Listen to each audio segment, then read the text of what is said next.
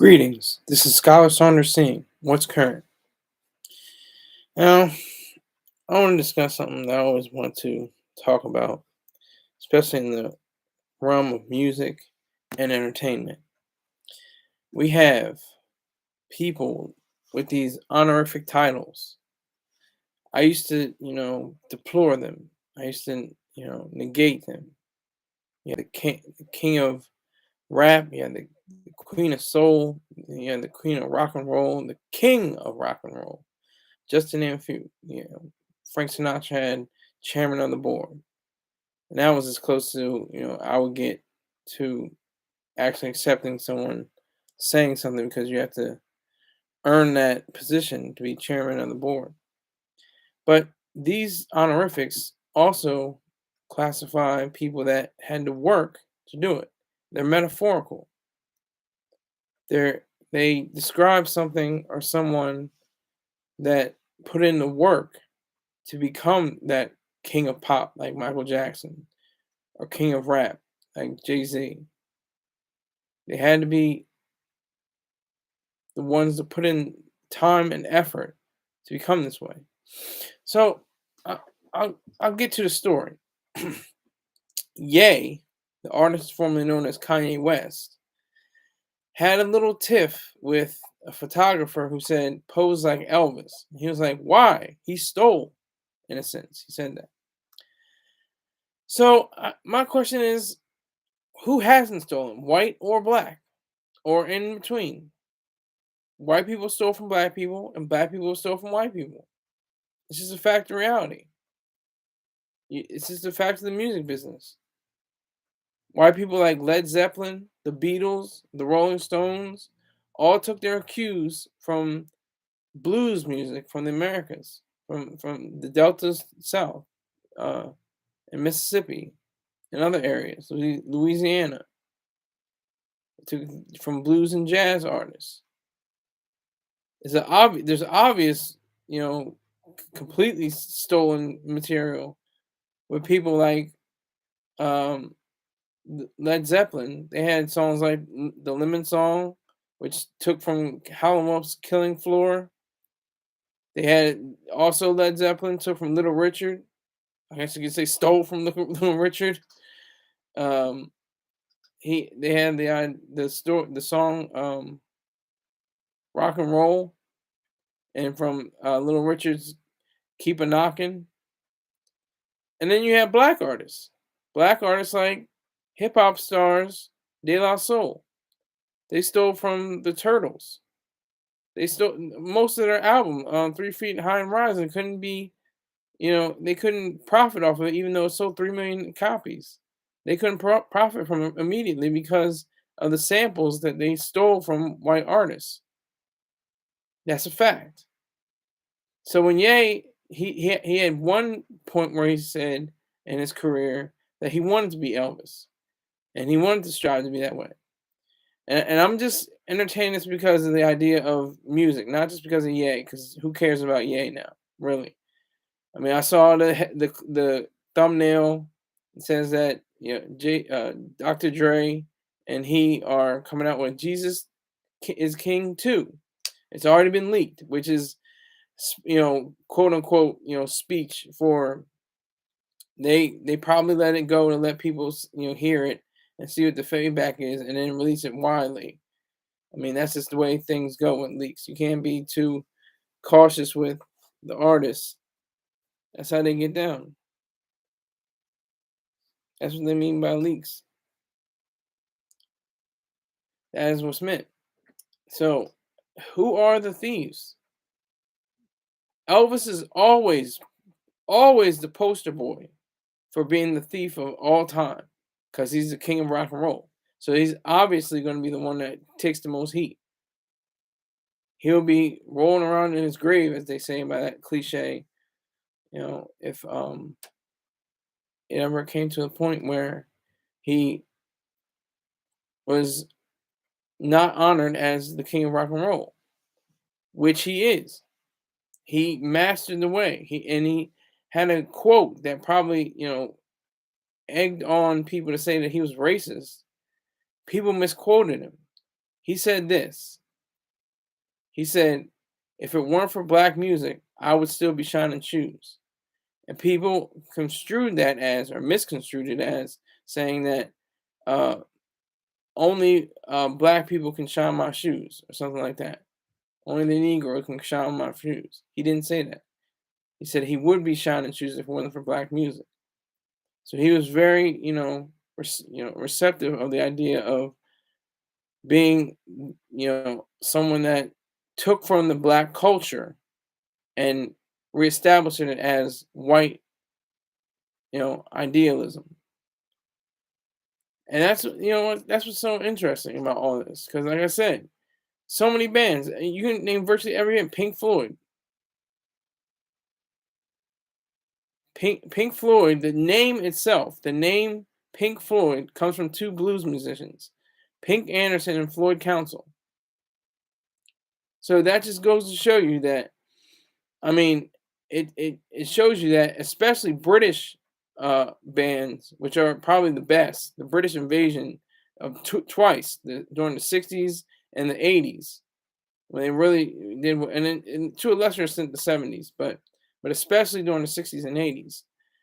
They said they looked at people, they looked at America, they saw what was happening in America. Howlin' Wolf, Charlie Parker, Robert Johnson, Ma Rainey, the Smith sisters, Bessie Smith, uh, and a whole host of other artists. Um, they all contributed to the idea of British rockers, because at the time, America was extremely divided. It was during the Jim Crow era still. It was during the pre-civil rights era, and the United States was divided in that regard. So you had musicians that were in the UK, if it even wasn't UK at that time, but Britain, definitely England, things of that nature. They took on this music that white people in America had written off, said it's nigger music or Negro music or black music or race music, and they said, you know what, we can take that, but it's not going to be the same. That's the thing. We're gonna make money off of it. It's not gonna be of the same high quality as the black musicians. We're gonna continue on with it anyway. So you have the different people who have contributed to this whole idea of what it means to be a musician, and it's just stealing. It's just robbery all the way around. And you can look at especially hip hop, especially just jacking for beats. That's part of the culture. You're jacking for beats. You're jacking, the white people that stole from the black people, and then you're re-stealing. It's like the same song over and over again. And that's what's happened with Britain. That's where you had the Rolling Stones and the Beatles and Led Zeppelin and Pink Floyd and so many other bands that came out of Britain in that era. And then you have bands that have come from Australia, AC/DC. You have bands that come from Canada, Rush, and more British bands. Yes, you have the Police. You have David Bowie. You have a whole laundry list of thieves. Excellent, well groomed and talented thieves, but thieves nonetheless. They're very good at what they do. They've made millions of dollars on the backs of black people, and then you have black people like Puffy that takes the mantle from different white musicians such as David Bowie and the Police or Sting, especially, and he flips it, and he doesn't even get that much money off of it than the originator of the song. That's the way the world moves. That's how it functions. I mean, and another one, it's let me see, it's Various artists they had to make sampling houses and hip hop. They had to, for clearances. You get all these different rock and rolls acts, and they totally have an idea for what they want to have, for what they have in their wheelhouse for musicianship. But it doesn't matter. It doesn't even matter to me. What matters is the dollar. What matters is the copyright. What matters is the individualism. What matters is the property rights. That's what is so key here. That's what's so powerful here. The fact that there are so many artists and there are so many people that are copying and stealing and reappropriating and misappropriating it and taking on the different roles of what it means to be a musician. Now that seems a little harsh, I know, but I mean, it goes back to Ye. Ye like at a point, you said the 2008 American Music Awards 15 years ago.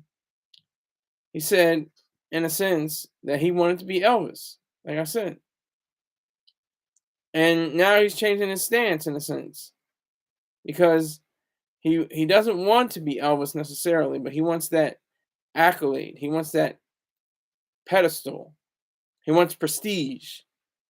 He wants the adoration of the people again, which seems irretrievable. Seems like it's not going to come his favor. He can drop Jesus is King too. Doesn't matter. I don't think. I don't think it's going to go to number one. I don't think it's going to go do any serious or significant sales. The critics are probably going to trash it again. The first one was cool. I had no problem with Jesus King. It only sold gold, but you can't hear a great man, officially Ice, once said, "I don't hear sales. I don't listen to sales figures. Just because an album it doesn't have as many views or streams or record sales doesn't mean it's not a good or great album. It may be overlooked, but I digress. I'm talking about Elvis and Led Zeppelin and the Beatles and the Rolling Stones and so many different bands, and they all came from American blues and jazz singers. All bluesmen and blueswomen with their guitars. Hold on, let me make sure I get this right.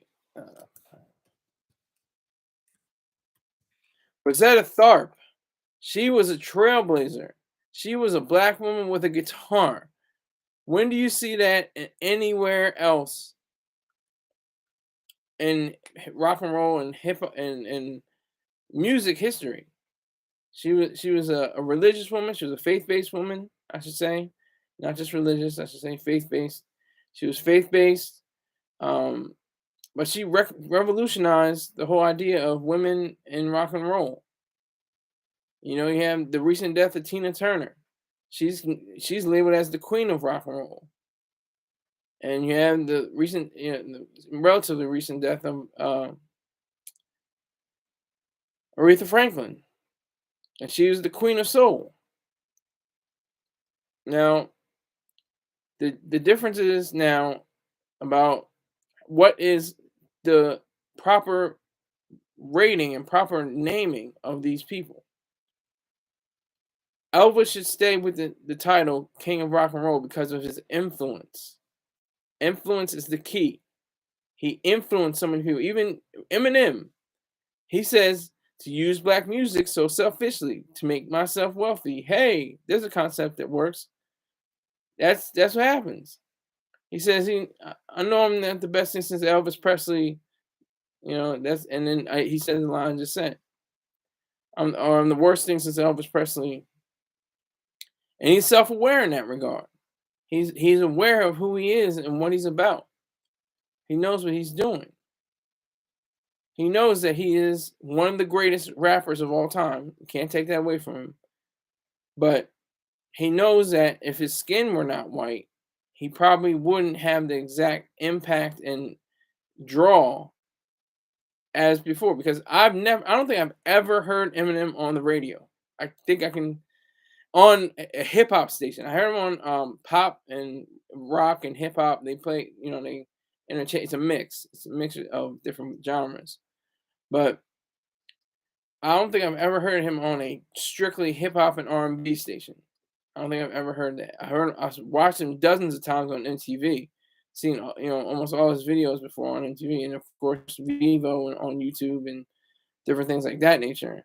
But it just strikes me as amazing to see how people say, especially since the Public Enemy song, "Fight the Power." Elvis was a hero the most, but he never meant Mitch to me. He was straight out racist. The sucker was simple and plain. And then, of course, to put the cherry on top, Flavor Flav says, "Yeah, f him and John Wayne." Like these pillars of masculinity and strength and virility. They are supreme beings in the minds of so many people, black people included. Black people included. They see John Wayne like, oh man, yeah, he's a bad dude. He was what, 6'5" or something like that. Probably like 210 pounds, 250 pounds, not 50 pounds, 220 pounds, something like that. And he just commanded the screen, and was one of the greatest to ever do it. And Elvis, going back to Elvis, one of the greatest to ever do it.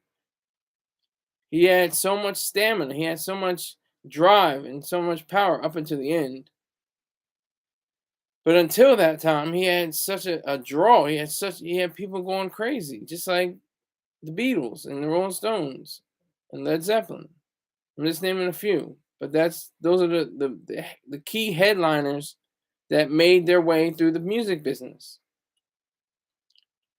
And I really don't care about, like I said, I really don't care about Ye right now. I really don't care. But he seems to be someone who is very interesting to follow still. He's not relevant, but he still may be a factor. He may be a factor. All right, I got 3 people in here and nobody in the live chat. So if you just happen to see me, let me know. And let me do this quick ad. Spirit Smooth Tunes on YouTube. Make sure you check him out. Check out this excellent site. His channel has soul, R&B, quiet storm, blue jazz, and it just is a very engaging channel. So make sure you check out Spirit Smooth Tunes on YouTube. All right, like I said, I have 2 people. I think maybe it's 3 or 4. Maybe it's 40,000. I don't know. But nobody's saying anything in the live chat. Why? What's happening? Do I need to do a poll? Is a poll necessary right now? You tell me. All right. So 3 people in here. All right. So it just comes down to the fact that so many people have a misunderstanding, and they misconstrue the idea of stealing.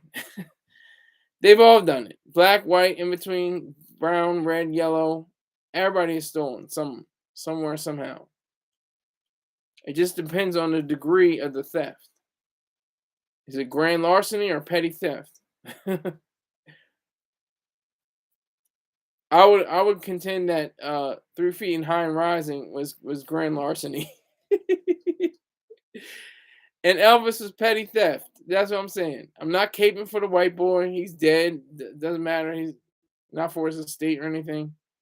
But I'm just saying how Elvis was at least admitted to it. He admitted if it weren't for the black culture, if it weren't for black people, I would still be a shoe shine boy. That's powerful. That's and very intriguing assessment, because it's true. If it weren't for black people, we wouldn't be in here. We get that. He stole. All right, so he's a thief. And look at all the other thieves. There's so many more out there. Now I'm back to one. I'm definitely gonna have zero in 10 minutes, but that's another story. But so Ye doesn't want to be Elvis, like he said earlier. He wanted to be Elvis. Is that part of the bipolar? I have bipolar. Is it part of just changing your mind and changing your outlook, your aspect? He's still cussing. He said the F word. Not the FUC. Yeah, you know where I'm going. F word. That one, not the FAG. No, not that one. He took it on himself to be, the center of attention again, you know, and display complete irrationality, you know, and complete irrationalism as a human being, not because of his illness, but because of the fact that he doesn't have a clue. He doesn't have a DJ clue. He doesn't understand the mechanics of business anymore. He may have what, 75 million to $200 million, maybe more, maybe less. But that doesn't mean he was a great businessman. Just like Donald Trump, he was an okay businessman. He was okay. He's somewhat all right. Otherwise, that's it. Didn't have much of an impact in the business world.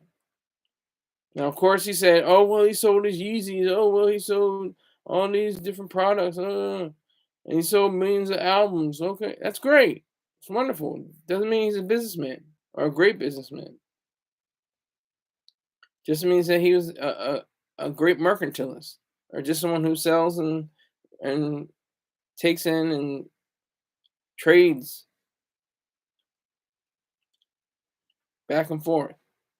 It's not about capitalism. Capitalism is about property rights and especially individual rights and how the government is instituted to protect those rights. And that's the rights of all the people that, had their music stolen. Just stolen right from under them. Howlin' Wolf, Robert Johnson, so many others. You can say Bo Diddley, you can say Chuck Berry, all the architects, all the people that one of the most boisterous and out there, Little Richard, ain't nobody give me nothing.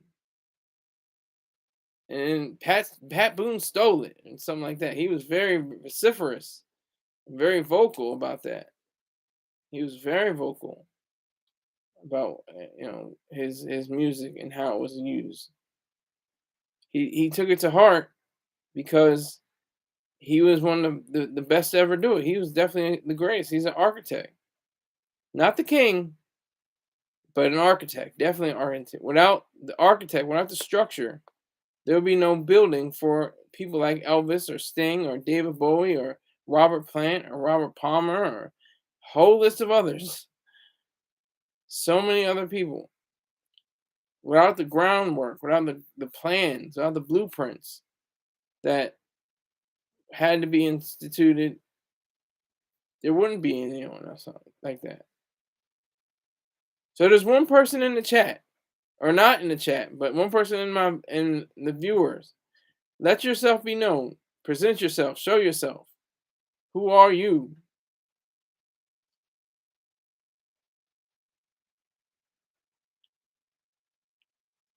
What is it about you that makes you want to hide and not want to say anything? I'm trying to raise $80 here, folks. I got $0 so far.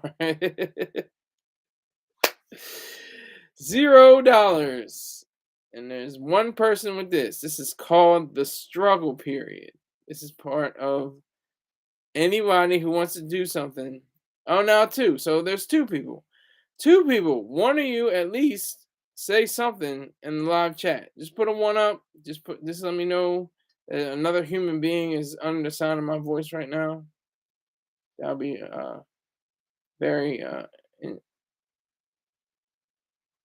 beneficial. All right, so Elvis, maybe a hero the most. He's one of my heroes. I like Elvis. My grandmother used to play Elvis records all the time in the house. I was used to. She played the gospel records. That's another one. The gospel records that he stole. He stole from gospel singers. You know, or if not the words, then their inflection and the way they said things. But I remember listening to those records that she played, and it just stuck with me. And it was weird and jarring when I heard Public Enemy say that. Chuck D say that about Elvis. Elvis is a hero the most, but he never meant ish to me. He straight out racist. The sucker was simple and plain. I said, "Wow, really? He was he was pretty cool with me. I didn't have a problem with him."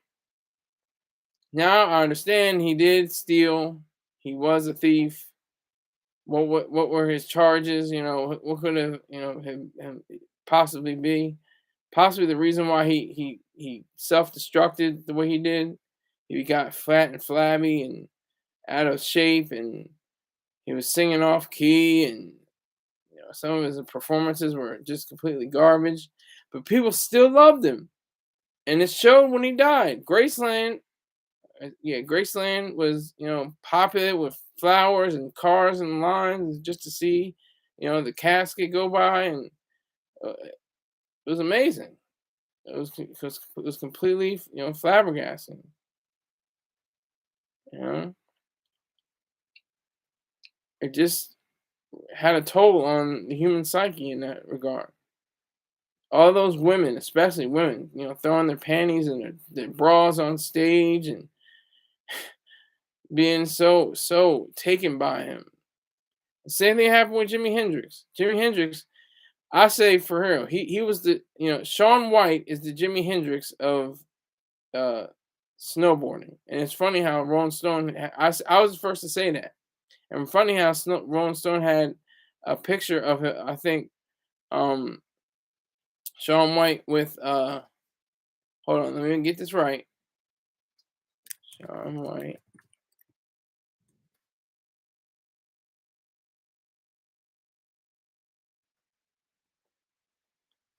Yeah, is have a picture of Shaun White burning his board. So that was on the Rolling Stone cover.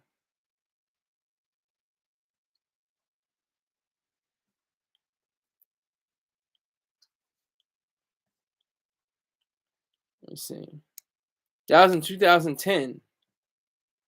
And what I mean by that is, and this isn't saying he's a thief. I'm not saying that Shaun White is a thief. I'm saying that he was so mesmerizing, doing all those record breaking and record shattering, feats with his board, his snowboard. That's what Hendrix did. Hendrix took it to a whole nother level. He took the blues. He was a black man, and he stole from other black artists. Let's keep it real. Let's keep it true. He had the blues idea. He also, I don't know if he stole. He borrowed, I guess you can say, from what's his name? Come on.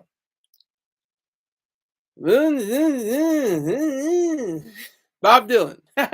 See, I knew it was gonna get it if I had that. Okay, so it said he took from all along the Watchtower and stuff like that, but his performances, especially when he let his guitar fire, and before that, when he completely used it with his teeth, and he just completely dismantled the rock stage, and how he played it with such veracity, virtuosity.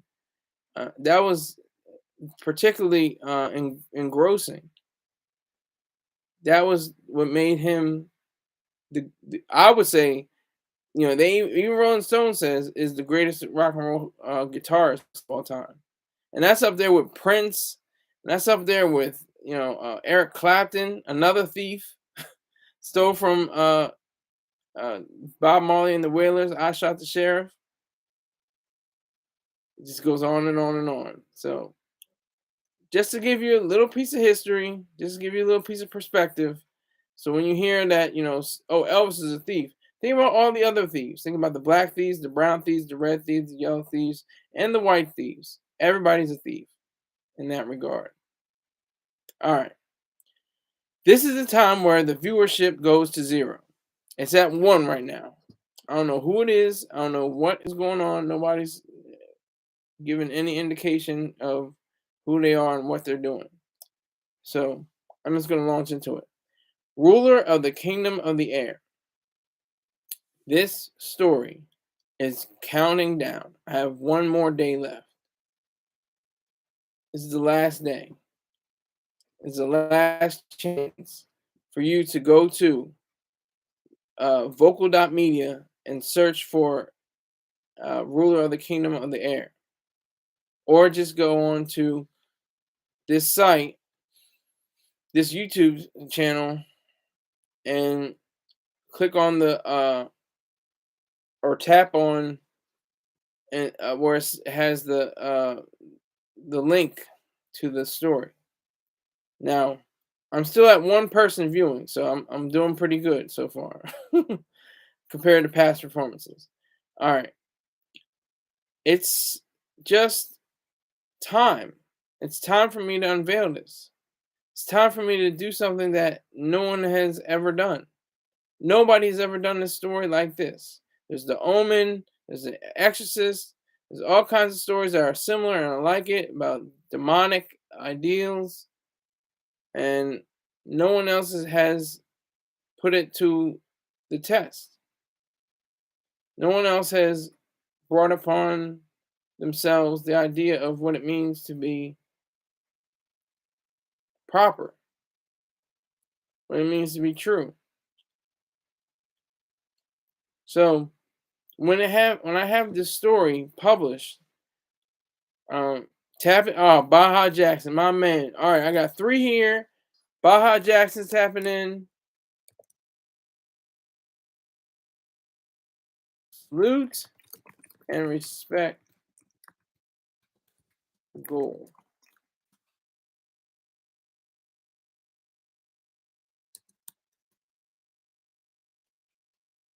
Now you, sir, don't have to give $80.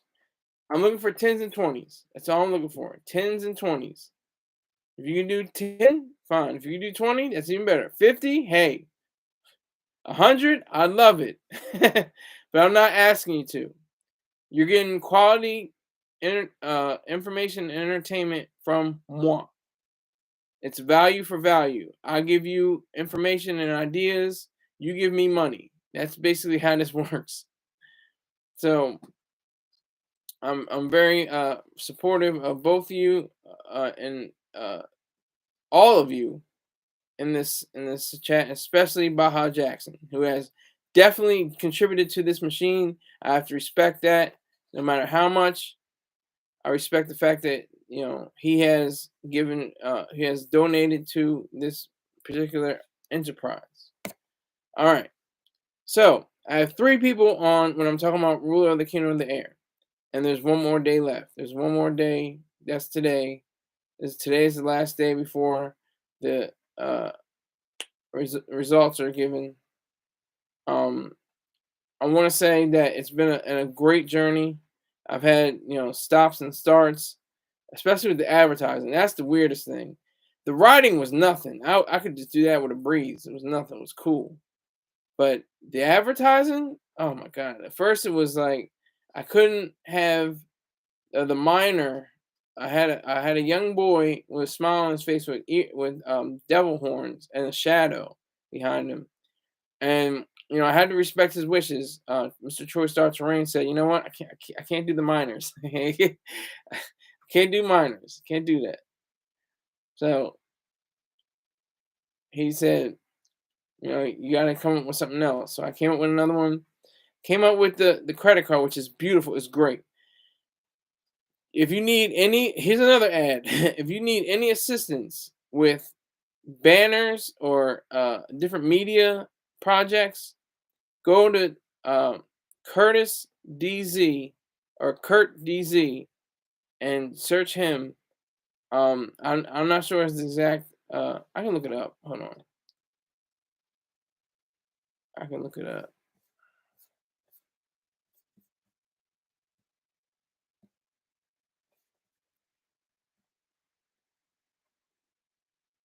Just give me a moment. I'm looking for. Okay, here we go.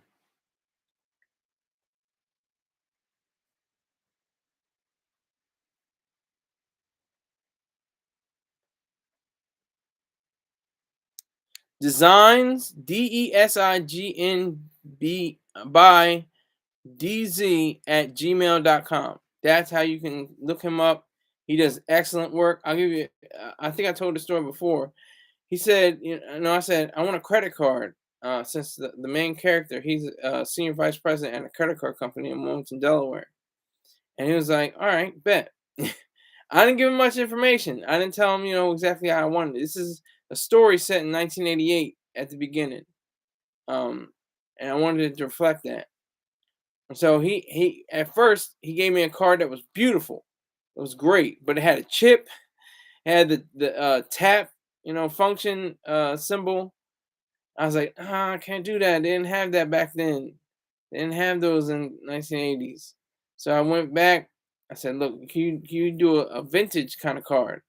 And he whipped it up, bang. I didn't have to ask anything, any problems, nothing. He came out with it. I was so ecstatic. And he was very, uh, professional about what he was doing. So I appreciate Kurt DZ. Salute to Kurt DZ. And I hope I can draw him a little bit of business. Now there's just the both of you in here. Is Baja Jackson still here? Are you one of the two? Are you getting your money up for the Cash App? I'm serious, but I'm just being facetious at the same time. Um, so I had four people. Okay, four people. Is Rick James here? Rick James just wake up from a nap or something? Who's here? We got four people, and I'm talking about rule of the kingdom of the earth, of the air. This is amazing. This is truly unprecedented. Yeah, talking about my story, and I'm getting all these different viewers. Um, but no, I had so many people that helped me along the way. Mr. Troy Star Terrain, he featured it. People took it upon themselves to understand it better and realize what the story meant, what it corresponded to. So I really appreciate that fact. Appreciate the fact that he he advised me. He gives me different pointers and different tips and advice on how to best present myself in the media. He's a multimedia giant. He has magazines, TV, radio, YouTube, a book, super multimedia. So I respect him. But this story is so near and dear my mind. Not gonna say my heart, because heart is a glorious but glorified pump. People really think there's in this day and age, we have science that proves it. And obvious things like heart transplants. Have you ever heard of a brain transplant? Your brain is what is the idea behind who you are and what you are. Your five senses all correspond to your brain. Your brain sends messages to your heart. It gives you ideas of like flight or fight. It gives your heart races and it sends blood to all your vessels and things like that when faced with something dangerous. That's the brain, CEO of the body. Your heart could be the COO. Your gut is probably the CTO or the CFO. I don't know about us, but I digress again. Ruler of the kingdom of the air. It's such a departure from anything that I've ever read. Nobody ever talks about Wilmington. Hardly people talk about strong male characters, especially black. Few talk about female characters that can be strong and powerful too, if not vulnerable. That's the key. That's the lesson. that I'm trying to convey is that nobody is really going after this market. I'm opening up a new market. Nobody is really in this space. It's like Tyler Perry. Tyler Perry doesn't care. He never cared about critics. He never cared about industry executives. He knew his audience. He knew what he could do with it. He started out homeless. Now he's a billionaire. That's a great American story beyond anything I can ever imagine. His movies may not be great. They may not be sound, uh, filmmaking wise, but some of them are gems, and some of them have very, light spots to them, and flashes that show how brilliant his mind actually is. And that's why I try to pattern most of myself after, just be consistent, just be always working, never stop, don't take no for an answer. All the cliches, I know. That's why they're cliches, because they're true. If you just keep going, if you continue on with the plan, you will have something. You will have at least put forth effort. Even if you don't get the millions or billions of dollars, you don't get all the followers or subscribers in the world, you will still have something of worth that you have created. Something that never was in the world before is now present. That's amazing. All right, now here we go. 0 viewers. Exactly. This is what I'm talking about. 0 viewers for Ruler of the Kingdom of the Air. This is just one part of the saga. I really do plan on making more, but depending on what happens tomorrow, I'll really see what the truth is. It's gonna be tight. I know it's gonna be tight. There's somebody out there probably with 234 views or reads, or maybe 2,000 reads. They have 60 different comments or 100 comments. And they look for that. They look for the tiebreakers. They have 2 people, that they have go up against. They go with the one with the most views and the most reads. That's just how the business works. That's how they function. But I'm not worried. I'm gonna see what I can do with the rest. I'm gonna see what I can do with the remainder. I'm gonna see what I can do with all the different elements that go into being a great writer. That's what I aspire to be. I'm not a great writer. I'm a very good writer. I'm like a B minus. I want to be A plus. That's what I want to be. So with this story, it is just another notch in my continuing journey to excellence. I think everybody should have that. Whatever you do, it happened to be writing for me. And other writers do that too. Greg S is in the building. Greg S with the like, I would imagine. Greg S, broke, bum, and busted and disgusted. Salute, sir. I know you don't have the money. I already get it. I understand. But if you could just tell somebody that does have money, excellent bum status. Exactly. I'm surprised Rick James is in here. This is 2:00. This is the time period. It's almost 3:00 now, but this is his time period. I didn't start too late. I started at 2:15. I'm just surprised he didn't check in at least once, but so what? He doesn't give money to the brand. I'm not really looking for him like that. But it's so astounding, so amazing that I even have this chance to do this. That the internet is such that I think we're in 3.0. I think this can't be just 2.0, because it was like internet starting up from like 94 to like 2004, It was like 10 years. And then like Google came out and there was PayPal and stuff like that. And then when YouTube hit, that's when it started to become 2.0. I think that was the one because that was on Time Magazine. Who was the person of the year? You. And I don't even think they really understood how the impact of the internet and YouTube would be over the years, and how there's, I don't know, quadrillion, maybe more channels. Views has to be in the quadrillion, more than that, way more than that.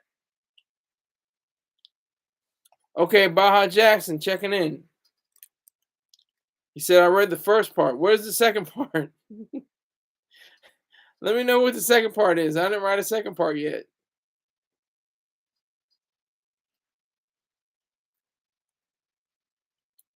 And there's 3 people in here. RKA, talk, 1 like. See what happens with that. But I appreciate you for reading it. Thank you, Baha Jackson. Appreciate that. Definitely. Appreciate all reads. I don't care if it's 1 or 2 people that read it. That's a human being that read my story. That is something that is tremendous to me. Ground shaking. Earth moving. C+, okay. I'll take that. Can you explain further though? Can you explain why you gave it that grade?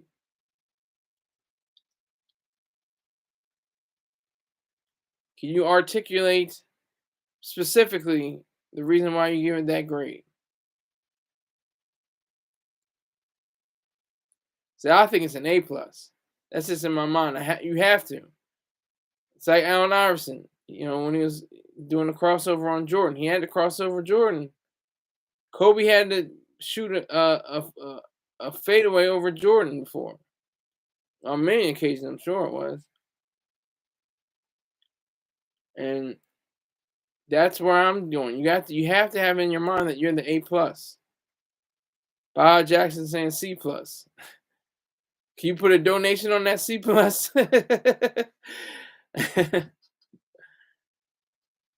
I would appreciate it. So, this story has definitely allowed me to grow as a writer, as a human being, as a man of color. It allowed me to be somebody that is definitely on the side of reason, individualism, and capitalism. I hope that shines through in the story. Hope that has a direct effect on people. Hope that is able to give someone a little bit of uplift and enjoy their lives. That's what this story is really about. It's about challenging what we already think we know. It's about going up against what the crowd already says. It's about being somebody that you have to be for yourself, not anyone else. You have to be completely selfish. Completely selfish. I made mistakes. I definitely made mistakes, not moral breaches, but within the realm of ideas, I've definitely made mistakes. And I corrected them.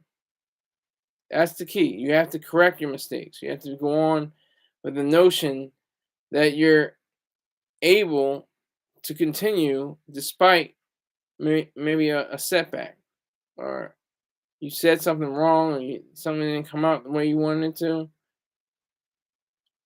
But when I'm writing, it's the best feeling in the world. Toni Morrison said that. The late great Toni Morrison, Nobel laureate for literature, 1993, said, of the many quotes, she said, nobody's over your shoulder. Nobody's looking at you, telling you what to do and saying anything. You're in complete control. That's a fulfilling engagement, fulfilling sensation as a writer. When you're at the desk, you're walking across the hallway. You have a sense of who you are and what you can do and what you can be, just based on the fact that you're writing. And you're God. You're God. You write characters, you write scenes, you write. I'm talking about in the fictional world, especially. You can be a God in nonfiction too, but especially in fiction. You're creating characters, you're creating worlds, you're creating scenery through metaphor, through uh, exactitude, through understanding of what's true or not. You're able to do that. I have two people watching. Is it Baja Jackson and Greg S? I have 2 likes. I appreciate that. Thank you. But this is RKA time, and there's people watching. I appreciate that. See, this is 2 people. I've never had more than 230 people in my life. I had 230 people before because of Paul Rubens' death, and I just broke it on my show, and it went crazy. Everybody was like, "Oh my God, Paul Rubens dead. Paul Rubens dead." Sometimes it uses too many words. Okay, I'll take that. I can take that. I'll take that criticism. I disagree, but I'll take the criticism. I can take that. Um, so I think he's saying that sometimes he uses too many words. I just use the right words. You have to use the right words in order to convey the message. You have a specific point where there was too many words, which is ironic because stories should have as many words as possible. It was supposed to be between 600 and 5,000 words. I have 3,300 plus on this particular story. So I'm just very fortunate. I'm very proud of my work. Uh, like I said, I've heard great stories so far. Said well written but puzzling. I love that. That's my favorite one. Well written but puzzling. It's like they got the message of the writing, but it was a little confusing or something was confounded them about something. But it's just the facts of reality made into fiction. Roman à clé. That's what it means. To take reality, take actual human beings and events, and fictionalize them. That's what I've done. So I think it was fun to do. It was a great ride. And like I said, all the advertising and everything like that, that's just pure gravy. It's tough, but it's like it's good for you. It's like, well, it's not tough, but it's good it's good to go on, to make the gravy maybe tough, to make it good, make it without lumps and just seasoned correctly. That takes effort. But it's necessary to get the word out, to get people to understand, you can do this too. It helps out other people. And you can be completely selfish in that regard. You know what it's like to be a person of high regard. So I just implore the 3 people watching right now, if you could just donate $10 or $20 right now, I would appreciate it. I'll do, depending on the dollar amount, I might do a request show for $10 or $20. You can request a show and I'll cover it. I'll do a whole story on it. It's 3 people here, so I guess it's Greg S. Baja Jackson and Mystery Person. I guess I don't even know it's them. But this is amazing. Usually I have 0 people knowing the rule of the kingdom of the air talk. And I appreciate it anyway because in the rebroadcast, it's going to be even more views. So that's, a shining moment for me. I'm able to detect how many people actually have been listening or watching and growing with me. It's very encouraging. I pay no taxes, none, zero, zip, nada. Only when I go to Maryland. That's the only time, and I pay for something that's non-food items. That's the only time I pay taxes, because Delaware should be the other way around.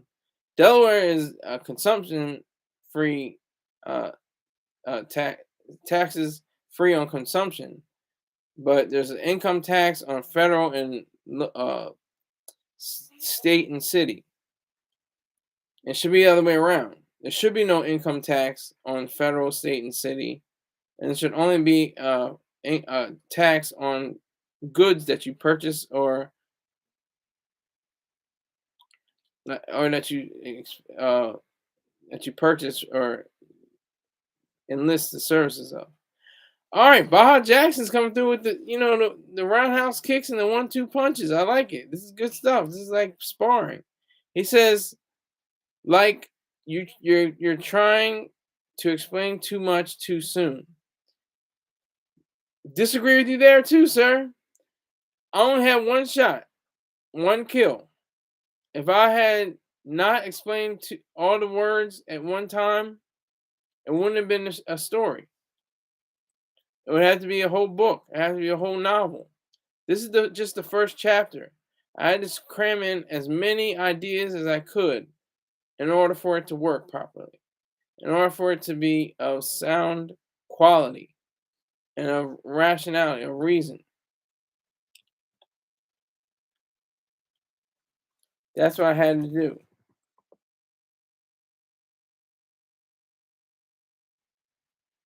That's what I am so focused on right now. But I appreciate you. Whoa, whoa, whoa, whoa. Greg S is hating now. Don't hate on the man because he's critiquing. I appreciate the critiques. I appreciate the criticism. I do appreciate it. I disagree with it, but I appreciate it because he's honest. He's not just like, oh, this is the greatest thing I ever read or anything like that, or this is the worst thing I ever read. He's saying specific ideas, saying it was too wordy. He gave it a C plus, and it's like I'm trying to explain too much.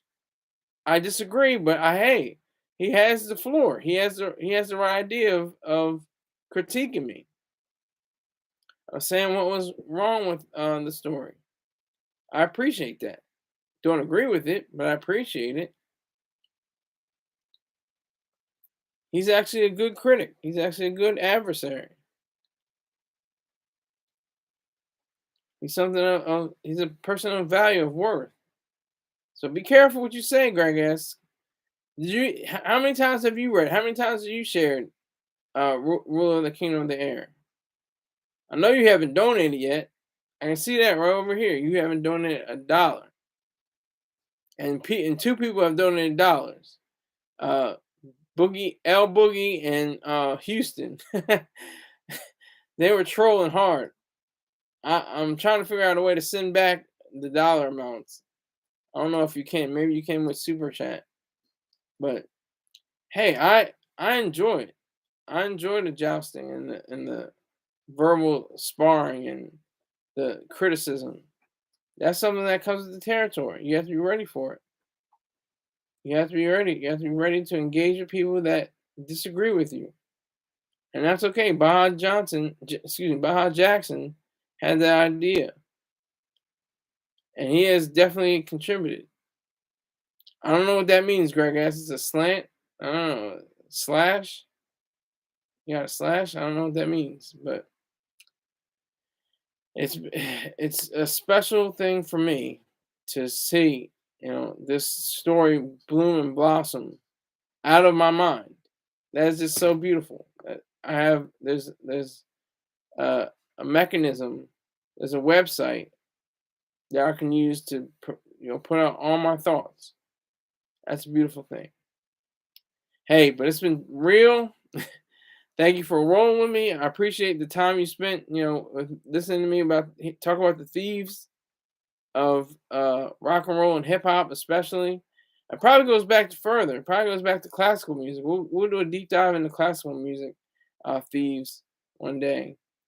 Not just popular music, but people have stolen all throughout the history of time, of art and different things like that. Painting, sculpture, stuff like that. So this isn't just some new thing that popped up. It's something that's credible. And this is being, my last day as a contestant or a long list or short list author in this running. So I appreciate anyone and everyone who has ever read Ruler of the Kingdom of the Air. And I appreciate it, and I will give you the results in the coming hours. Probably tomorrow sometime. Thank you very much. Take care.